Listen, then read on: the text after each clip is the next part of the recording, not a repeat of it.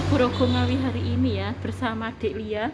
Sebelum saya ke SMA KP Kedunggalar, saya kangen sama Lia. Saya mau ini tadi saya gendong, saya kasih kan Lia habis tidur toh, terus kui bangun ini sambil nanti ke SMA KP Kedunggalar. Ini cuacanya mendung ya di sini ya. Jadi teman-teman itu yang kalau sangat penting sekali ya, kalau misalnya kita itu tata cara mayit gimana itu sangat penting ya, karena itu hubungannya dengan akhirat gitu ya.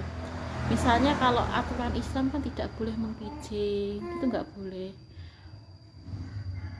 Yang ngubur bapak ibu saya itu warga ngaji ya, jadi warga ngaji itu kan sudah bertahun-tahun ngaji, jadi mereka itu tahu yang sesuai dengan perintah Allah dan Rasulnya itu apa. Yang ngubur bapak ibu saya itu warga ngaji. Iya. Ya nek di kuburan bapak dan ibu ya sama. Tidak dikasih kayu toh itu. Ternyata tidak dikasih kayu ya teman-teman. Bahkan dikasih kayu pun tidak. Penandanya kemarin cuma apa itu? Batu Pak. Itu pun tidak ditulisi apa-apa ya. Sebenarnya Allah seperti itu sih.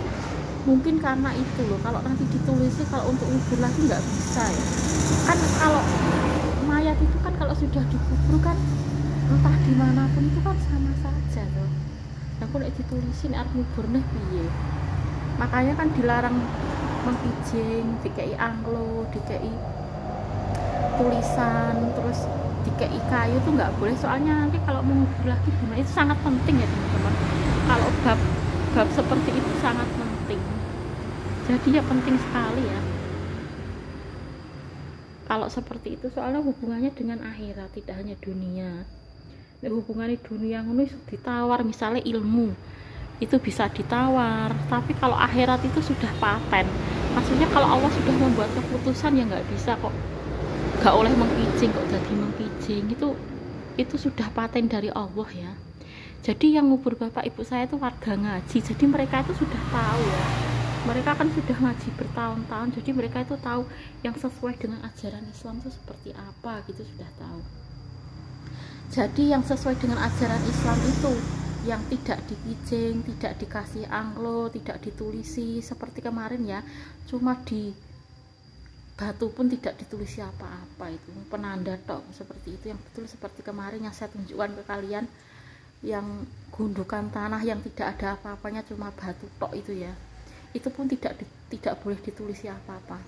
Misalnya ditulisi nama Siti Rukmini, tanggal lahir, tahun lahir misalnya Februari 57, itu nggak boleh. Terus meninggalnya 13 Oktober 2003, itu nggak boleh, sama sekali tidak boleh ya. Jadi ditulisi tanggal lahir, kapan meninggalnya itu nggak boleh. Kalau di buku akte kematian boleh ya, itu kan ada keterangannya akte kematiannya tanggal berapa gitu boleh. Tapi kalau di kuburan ditulisi nama, tanggal lahir, tanggal kematian, itu nggak boleh ya. Aturan Islam seperti itu, tapi dibalik semua aturan Allah itu kan sebenarnya banyak hikmah tuh teman-teman. Kalau ditulisi seperti itu, jika nanti kan semua manusia pasti akan mati, kalau ditulisi piin arep ngubur, sebenarnya itu banyak hikmah yang terkandung. Kenapa kok tidak boleh ditulisi, tidak dikasih, cuma dikasih undukan, itu sebenarnya banyak sekali hikmah ya. Tapi terkadang manusia ki yo nek dikandani ki ngono kuwi lah. Tapi sebenarnya aturan Allah itu enggak buruk untuk manusia. Saya tuh terkagum-kagum dengan siapa, nabi siapa saya lupa teman-teman, nabi kita dulu mbok sopo saya lupa ya namanya, tapi kita pernah berdoa kepada Allah ya. Jadi yang diberi rezeki itu cuma orang yang beriman saja, orang yang kafir tidak dikasih gitu loh. Saya lupa nabinya siapa, tapi ada zaman dulu nabi pernah berdoa kepada Allah, saya lupa ya nabinya siapa, ada pokoknya lupa saya teman-teman, terlalu segampang lupa. Tapi ada nabi yang meminta kepada Allah supaya gini, yang diberikan rezeki kepada manusia itu cuma sing beriman dan bertakwa saja ya. Tapi oleh Allah ditolak gitu ya. Jadi semua, Allah itu tidak memandang apakah itu orang itu Islam atau kafir ya, semua dikasih rezeki. Tapi kalau orang kafir itu katanya senang-senangnya cuma sementara, kalau kan hanya sementara di dunia atau meskipun dia sangat kaya atau rezekinya melimpah, itu kan cuma sementara. Tapi kalau rezekinya orang yang beriman itu kan abadi, kan tidak hanya dunia tapi juga akhirat. Tapi masalah rezeki itu Allah itu tidak pandang dulu ya, mau tuh dia kaya atau miskin gitu ya, semuanya dikasih rezeki kepada Allah gitu ya. Nah ini cuacanya mendung ya teman-teman.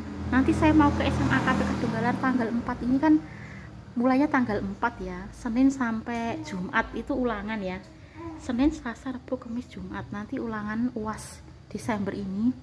Sebenarnya mau tanggal 27 diganti tanggal 4 Desember. Selain itu yang memberi kesempatan itu membuat soal-soal itu, kalau tanggal 27 nanti ya buat soal.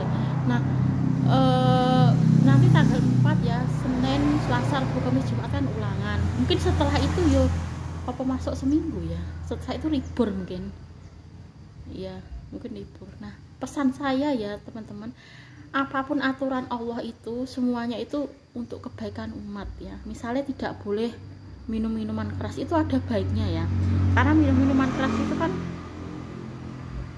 podo merusak badan, itu kan sejenis cairan kayak kimia itu teman-teman. Banyak minuman yang enak, kenapa mesti miras? Toh rasanya juga enak sebenarnya miras itu teman-teman, kecuali kalau miras di surga itu beda lagi. Jadi semua aturan Allah itu nggak buruk ya, semua aturan Allah itu pasti baik. Kenapa kok kita nggak boleh salaman dengannya bukan mahram? Itu juga ada baiknya, meskipun itu dikira suatu hal sing sepele, tapi menurut banyak orang ya, misalnya menyentuh yang bukan mahram itu, misalnya salaman gitu aja ya, itu kan banyak yang diremehkan. Toh sebenarnya kenapa kok Allah seperti itu? Mesti banyak kebaikannya. Kenapa kok kita tidak boleh menyentuh dengan yang lawan jenis misalnya? Aturan Allah itu tidak ada yang buruk ya. Allah kalau menetapkan suatu ketetapan itu baik, misalnya tidak boleh dikasih kijing, tidak boleh ditulisi, itu juga ada kebaikannya ya. Jadi Allah itu tidak mungkin kok membuat aturan itu buruk kepada hambanya, itu tidak ya. Dan Allah itu tidak pandang bulu apakah dia itu orang Islam atau orang kafir. Allah kasih rezeki semua gitu ya. Tapi kalau orang kafir itu kan meskipun dia itu dikasih rezeki oleh Allah kan hanya sementara cuma di dunia.